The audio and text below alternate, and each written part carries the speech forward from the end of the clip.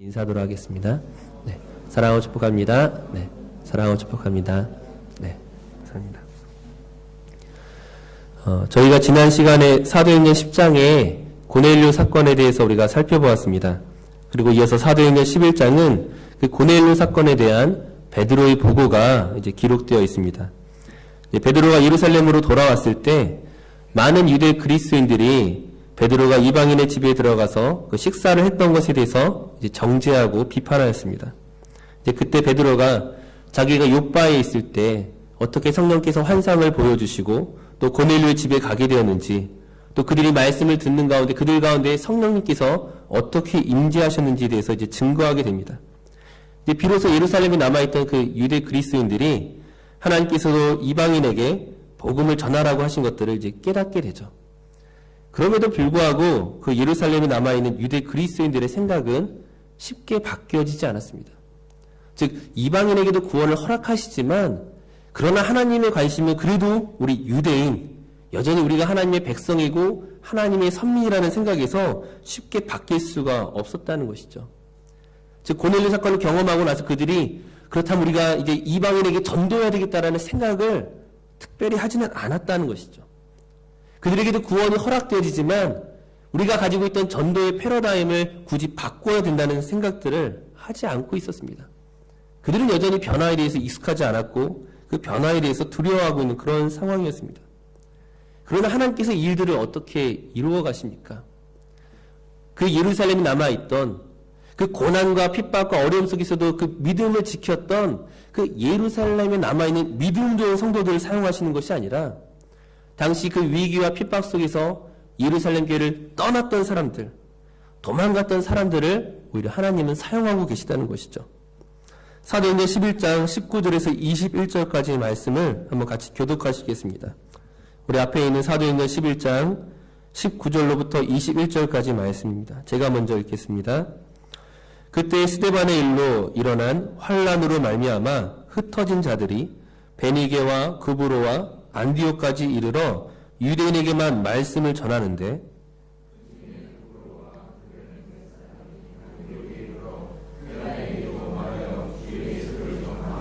다 함께 주의 손이 그들과 함께 하심에 수많은 사람들이 믿고 주께 돌아오더라. 아멘. 환란으로 도망갔던 사람들, 우리가 그 전에 그 빌립이 사마리아로 도망갔을 때 그 사마리아에서 복음을 전했던 것들을 우리가 살펴보았었습니다. 복음을 전하러 사마리아로 간 것이 아니라 환란과 핍박을 피해 사마리아로 갔음에도 불구하고 그곳에서 성령의 역사가 나타나죠. 마찬가지로 지금 수많은 그리스도인들이 그 예루살렘에서의 그 핍박과 환란을 피해 구브로와 안디옥과 베니게로 도망을 갔는데 그곳에서 복음을 전하는 와중에 헬라인들이 복음을 믿기 시작한 것입니다. 1명, 2명, 3명 믿기 시작하더니만 수많은 이방인들이 예수 그리스도를 믿고 고백하는 그런 상황이 되었습니다. 예루살렘 교회가 뒤늦게 그 이야기를 듣고 그제서야 바나바를 파송하는 것이죠. 즉 예루살렘 교회가 이방인 전도에 대한 어떤 비전을 가지고 누군가를 보냈던 것이 아니라 먼저 전도가 되어 있는 그 모든 상황 가운데 뒤늦게 파송한 것이었습니다. 그럼에도 불구하고 그 바나바로 인하여 그 안디옥 교회가 성장을 하게 되죠. 이 성장의 속도가 바나바 혼자만으로는 도저히 감당할 수 없을 만큼 폭발적으로 성장하기 시작하는 거예요. 그래서 이번에는 어떻게 합니까? 그 다소로 도망갔던 그 사울을 데리고 오는 것입니다. 그 유대인의 그 핍박을 피해서 그 생명을 건지기 위해서 자기 고향으로 돌아갔던 그 사울을 데리고 와서 그와 함께 안디옥에서 복음을 전하기 시작합니다. 말씀을 가르치기 시작하시죠. 즉 실패한 사람, 도망간 사람, 낙심한 사람, 바로 그런 사람이 하나님께서 교회의 일꾼으로 삼으신다는 것들을 사도행전은 보여주고 있는 것입니다. 그리고 안디옥에서 비로소 우리가 잘 아는 것처럼 그리스도인이라는 별명을 얻게 되죠. 예루살렘에서 일어났던 일들이 아니라 안디옥에서 있었던 일들이었습니다. 이처럼 이 사도행전의 그 기록을 우리가 계속 살펴보게 되면은 그 유대인에서 헬라인으로 예루살렘에서 안디옥으로 그 복음의 기지가 옮겨져 가는 것들을 보게 됩니다. 반대로 예루살렘 교회는 계속되는 위기를 맞이하고 있는 그런 상황이었습니다. 사도행전 11장 27절에서 30절까지 말씀을 한번 같이 교독하시겠습니다. 11장 27절에서 30절까지 말씀 제가 먼저 읽겠습니다. 그때 선지자들이 예루살렘에서 안디옥에 이르니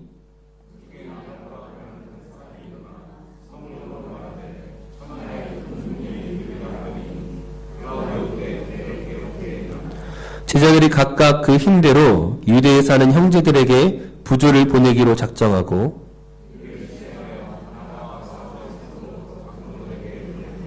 아멘.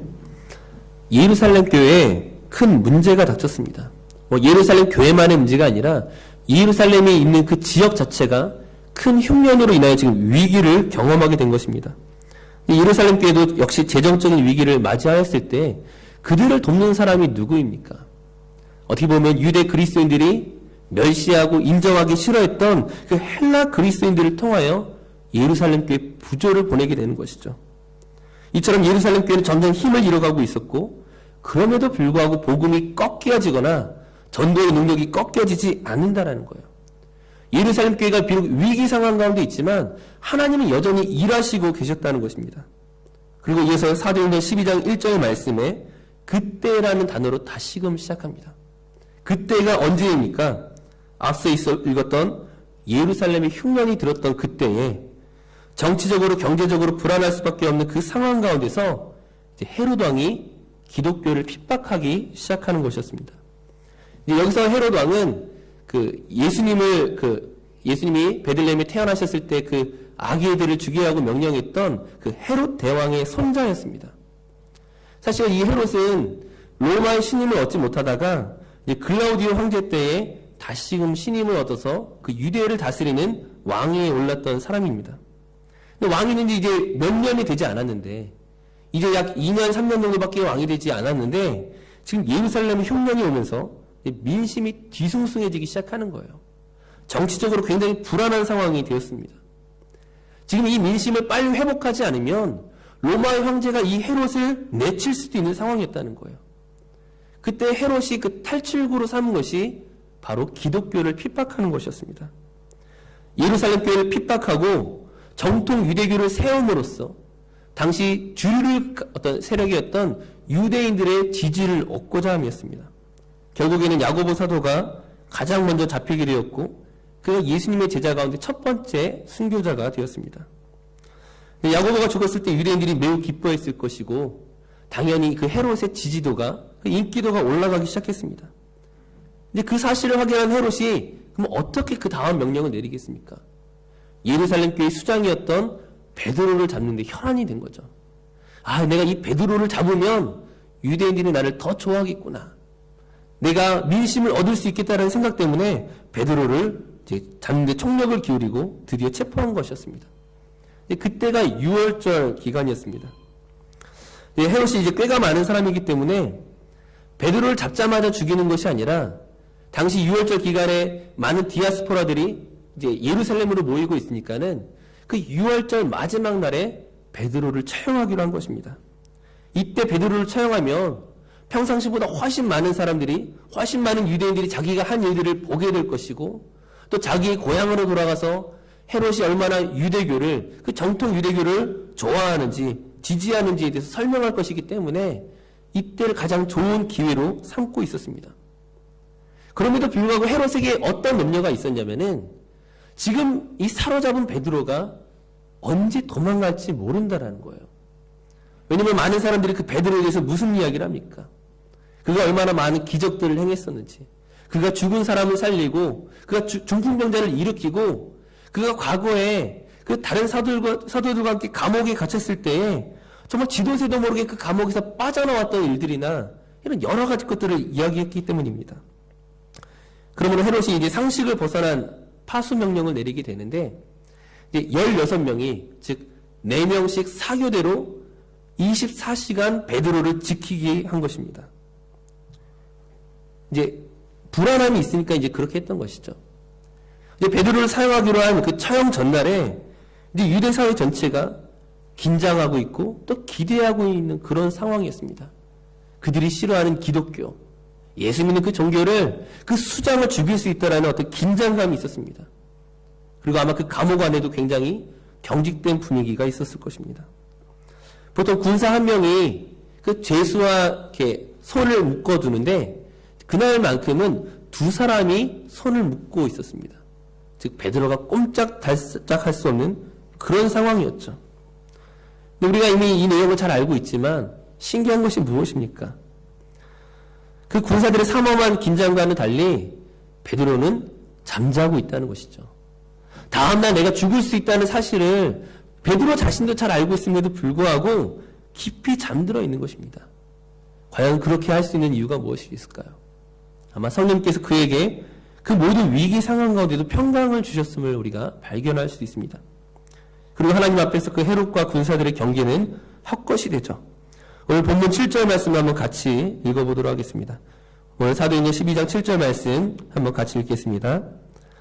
호련히 주의 사자가 나타나매 옥중에 광채가 빛나며 또 베드로의 옆구리를 쳐 깨워 이르되 급히 일어나라 하니 쇠사슬이 그 손에서 벗어지더라. 아멘. 그 주의 사자가 천사가 광채를 비추며 감옥에 들어섰는데 이제 이 사실을 아무도 모르고 있었죠. 천사가 베드로의 옆구리를 치며 깨웁니다. 지금 두 눈 뜨고 긴장하고 있어야 그 베드로를 막 깨우죠. 너무 깊이 잠들어 있었기 때문에. 어느새 쇠사슬과 수갑이 풀리고 이제 그 천사와 베드로가 이제 그 감옥문을 나서게 됩니다. 첫째 파수를 지나고 둘째 파수를 지나고 또 성으로 가는 그 문으로 그 쌓인 그 철문을 지나서 그 겹겹이 쌓인 그 포위망을 빠져나왔을 때까지도 베드로는 무슨 생각을 하고 있습니까? 이것이 꿈인지 생시인지 분간을 못하고 있었다라는 거예요. 근데 어느 순간 정신이 들었을 때 그는 감옥에서 완전히 나와 있었습니다. 그 모든 포위망에서 완전히 빠져나와 있었다는 것이죠. 이것이 진짜임을 알고 이제 본문 11절 말씀에서 베드로가 이렇게 고백을 합니다. 한번 11절 말씀을 한번 같이 봉독하겠습니다. 이에 베드로가 정신이 들어 이르되 내가 이제야 참으로 주께서 그의 천사를 보내어 나를 헤롯의 손과 유대 백성의 모든 기대에서 벗어나게 하신 줄 알겠노라 하여. 아멘. 이제 그가 감사의 기도를 드린 이후에 이제 마가의 어머니인 마리아의 집으로 급하게 걸음을 옮겼습니다. 지금 이 마리아의 집에서는 그 베드로를 위해 기도하고 있었죠. 이제 날이 밝으면 베드로가 처형될 텐데 그 베드로를 구해달라고 많은 사람들이 전심으로 기도하고 있었습니다. 근데 그 베드로가 그 문 앞에서 그 흘러나오는 그 기도 소리를 들으면서 얼마나 감동했겠어요. 하나님께서 나에게 천사를 보내신 것이 바로 이들의 기도였구나. 기도의 능력이구나. 하나님께서 나를 도우셨구나. 바로 이 기도가 나를 살렸구나. 아마 그에게 깊은 감동이 있었을 것입니다. 이제 문을 두드리는데 너무 열심히 기도했는지 사람들이 듣지 못하는 거예요. 한 번 더 두들기고 또 두들기고. 근데 마침 이 로드라는 여자아이가 그 문 두드리는 소리를 들었습니다. 다른 어른들은 다 기도하고 있고 이 작은 여자아이 하나가 호기심을 가지고 이제 문 뒤로 와서 누구냐고 묻죠. 누구십니까? 이때 베드로가 나다. 베드로다. 이렇게 대답했을 때 이 여자가 굉장히 깜짝 놀랐죠. 아마 자기의 귀를 의심했을 것입니다. 신기한 것은 이 로드라는 여자아이가 베드로의 목소리를 분명하게 기억하고 있다는 거예요. 아마 그런 상상을 해볼 수 있을 것 같습니다. 베드로가 어린 아이들을 모아놓고 그 예수님에 대한 이야기를 어떤 아이들에게 설교하는 거죠. 설명하는 거죠. 그 베드로의 목소리를 너무나 깊게 들었기 때문에, 주의 깊게 들었기 때문에 그 목소리를 기억하고 있었던 것이죠. 근데 너무나 기쁜 나머지 문을 열지 않고 어른들에게 먼저 달려가 버린 거예요. 달려가서 이야기합니다. 베드로가 와 있다고. 지금 문 밖에 베드로가 와 있다라고 막 기뻐서 막 소리를 질렀을 것입니다. 근데 이제 여기서 굉장히 황당한 상황이 일어나죠. 지금 베드로를 구해달라고, 베드로를 살려달라고 열심히 기도하는 사람들이 막상 이 여자아이의 말에 대해서 어떻게 반응합니까? 네가 미친 게 아니냐. 아니, 내가 참말로 베드로의 목소리를 들었어요. 네가 아마 헛것을 본 거야. 네가 아마 그의 천사를 본 거야. 지금 많은 사람들이 이 마리아의 집에서 기도하고 있었지만 막상 그들의 그 기도 가운데 확신이 없다라는 거예요. 물론 상식적으로 일어날 수 없는 일들이죠. 평상시보다 훨씬 그 엄숙한, 훨씬 강화된 그 경계 속에서 베드로가 갇혀 있는 걸 알기 때문에 베드로가 이 자리 가운데 있을 거라고는 도무지 상상하지 못했겠죠. 하지만 왜 기도합니까? 믿을 수 없다면 왜 기도합니까? 믿음으로 기도해야 되는데 이들은 전심전력으로 기도했지만 사실은 그들의 믿음이 얼마나 약한 근거 위에 있는지를 보여주는 사건이었습니다. 그리고 이것이 오늘 기도에 있어서 우리에게 매우 중요한 사실을 보여주는 것입니다. 하나님께서 우리의 기도를 들으시지만 과연 우리의 어떤 기도에 응답하시는 것입니까? 우리의 기도에 대한 열심과 확신과 신뢰와 의지가 있을 때 하나님께서 들으십니까? 오늘 우리가 이 베드로의 사건을 통해 보는 것은 지금 베드로를 구출해달라고 기도하는 이 사람들의 기도는 엄밀히 따지면 믿음 있는 기도가 아니죠. 겉으로 보여지기에는 굉장히 뜨거운 것처럼 보였지만, 굉장히 간절한 것처럼 보였지만 사실 그들의 얼마나 연약한 믿음 위에서, 얼마나 연약한 의지 속에서 기도하고 있는지를 보여주고 있다는 거예요. 만약 하나님께서 그들의 열심과 의지와 신뢰와 확신을 보시고 응답하신다면 베드로는 나올 수가 없는 것입니다. 바로 이것이 기도라는 거예요. 즉 하나님이 우리의 어떤 기도에 응답하시는가? 저와 여러분의 열심 있는 기도에 응답하시지 않습니다. 우리가 확신을 가졌다고 응답하시는 것이 아니에요. 만약 우리에게 근거한 어떤 기도에 응답하시는 것이라면 그 기도에 응답받는 사람이 과연 몇 명이나 있겠어요? 하나님이 기도에 응답하시는 것은 우리의 확신 때문이 아니라, 저와 여러분의 믿음 때문이 아니라 하나님의 은혜로 말미암아 응답하시는 것입니다. 이것이 기도의 비밀이라는 거예요. 오늘 우리의 기도가 응답받지 못했을 때에 우리는 더 열심히 기도하면, 때로는 금식하면, 때로는 내가 무엇을 하면 하나님이 과연 응답하실까? 아니라는 거예요. 물론 이 말은 저와 여러분들이 기도할 때에 확신을 가질 필요가 없다고 말하는 게 아니죠. 열심과 열정을 가지고 기도해야 할 필요가 없다고 말하는 것이 아닙니다. 그럼에도 불구하고 기도는, 그 응답은 나에게 있는 것이 아니라 하나님의 은혜 가운데 있습니다. 때로는 안 된다고도 말씀하시고, 때로는 기다려야 된다고 말씀하시고, 우리가 너무나 잘 아는 이야기들이죠. 하지만 그 기도의 근거는 항상 언제나 하나님의 은혜 때문입니다. 어찌됐든 다음의 이야기를 계속 보게 되면 이제 계속 문을 두드리는 소리에 사람들은 그제서야 베드로가 정말로 풀려났음을 알게 되었습니다. 자신들의 그 연약한 믿음에도 불구하고, 확신 없는 기도에도 불구하고 하나님께서는 그 기도에 응답하신 것들을 깨달았습니다. 이제 베드로가 하나님이 자신에게 어떠한 일들을 행하셨는지를 설명하고 이제 야고보에게 교회를 맡기고, 즉 예수님의 동생이었던 야고보에게 교회를 맡기고 그 자리를 떠납니다. 만약 그 다음날 날이 밝았을 때에 이 베드로가 없어진 것을 헤롯이 알았을 때, 그리고 막상 베드로가 이 마리아의 집에 있다는 것이 발각되었을 때에 베드로뿐만이 아니라 수많은 사람들이 피해를 입을 수밖에 없기 때문에 그는 교회를 맡기고 그 자리를 떠나버렸습니다. 결국 그 헤롯의 분노는 그 모든 파수들에게, 그 감옥에 있던 사람들에게 다 쏟아져서 모든 파수꾼들을 죽이라는 명령으로 끝이 납니다.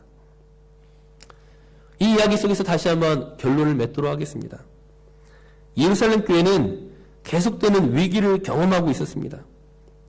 처음에는 유대교회에 있는 그 열심 있는 자들, 즉 사울과 같은 사람들로 인해서 교회가 어려움을 겪었고, 나중에는 헤롯이 자기의 인기를 유지하기 위해서 정치적으로 공적으로 기독교를 핍박하는 상황이었습니다. 야고보 사도는 죽었고 베드로는 감옥에 갇히는 이 가장 절망스러운 상황 가운데서 하나님이 일하시고 계십니까? 일하시지 않습니까? 하나님은 여전히 일하시고 계시다는 거예요. 물론 그 하나님의 일하시는 방법을 우리가 다 알 수가 없습니다. 왜 베드로는 살리시면서 왜 야고보 사도는 순교하도록 내버려 두셨는지 우리는 그 이유를 알 수가 없죠. 그럼에도 불구하고 하나님은 일하시고 계시다는 거예요.